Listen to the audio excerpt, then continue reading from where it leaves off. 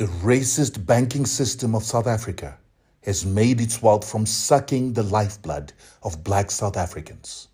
It's the same racist banking system that funded the apartheid government.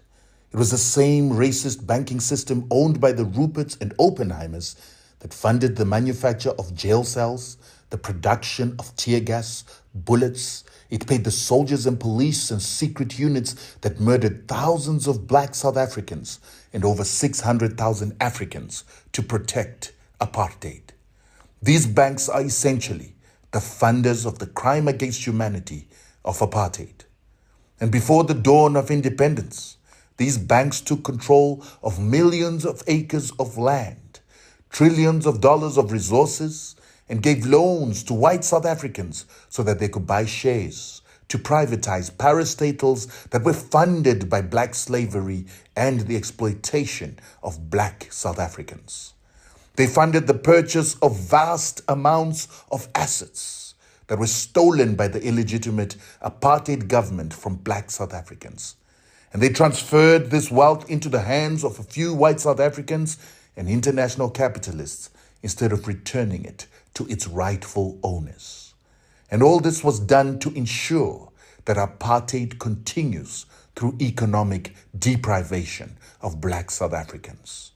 According to Stephen Goodson, just before the end of apartheid, the Reserve Bank of South Africa, which is controlled by the big four banks of South Africa, sold over $230 billion of South African gold to Swiss, US, and UK banks.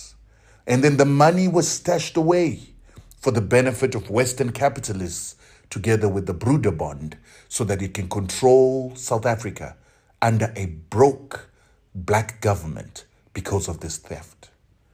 Till today, these racist banks deny black South Africans business loans, housing finance, control of assets, or loans to buy shares on the Johannesburg Stock Exchange.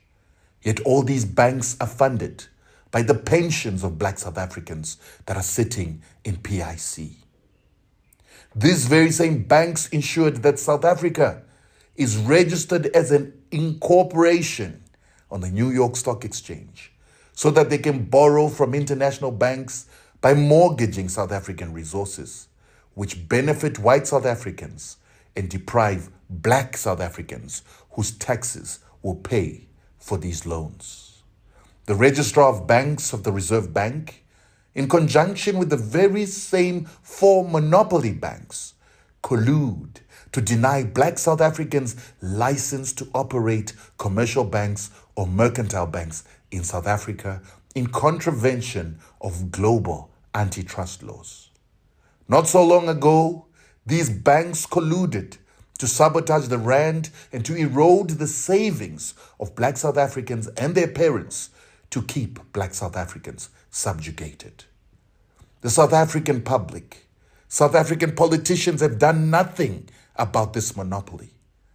But ZASM, Zimbabwe Anti-Sanctions movement, is taking these banks to the High Court of South Africa for illegally implementing sanctions upon the Zimbabwean people.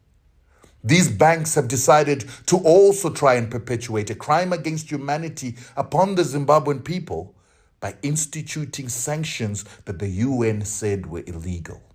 And for that reason, as Zimbabweans anti-sanctions movement, we are taking them to court to ensure that they can no longer continue to perpetuate these crimes against humanity. For 22 years, they've perpetuated these crimes against humanity as the Banking Association of South Africa and the Reserve Bank of South Africa with their monopoly banks. But we are taking action. And we as young Zimbabweans are saying to South Africans, join us in this action to start creating precedents against these, the funders of imperialism, colonialism, and apartheid upon our continent and countries. We invite South Africans who are tired of this criminal cabal to join us as friends of the courts to create precedents and case law that will begin to bring restitution upon the people of Africa. We will demand reparations from these banks. We will demand that these banks pay for their crimes against humanity upon the Zimbabwean people, South African people, SADC people, and Africans in general as they tried to maintain apartheid. Zimbabwe versus the banks of South Africa. ZASM versus South African and American racist banks imposing sanctions on Zimbabweans.